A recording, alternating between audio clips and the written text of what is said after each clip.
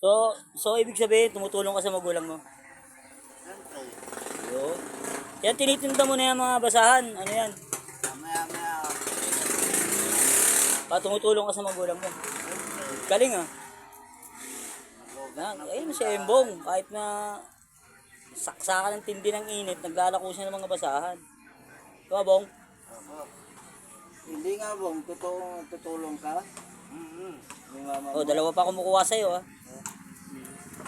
Yung kano rin minsan ibigay mo ni mama mo? Minsan, 40. 40 40 pesos? or 40. Malaking kita, magkano? Ano? 50. Yung yung benta mo sa maghapon. Ano pa yun? Mamaya-maya pa yun. Maya. Hindi, magkano lahat-lahat? Halimbawa, binta mo ngayon, nagbigay ka ng 50 ni mama mo, magkano ang tira sa'yo? Konti lang, okay na yun.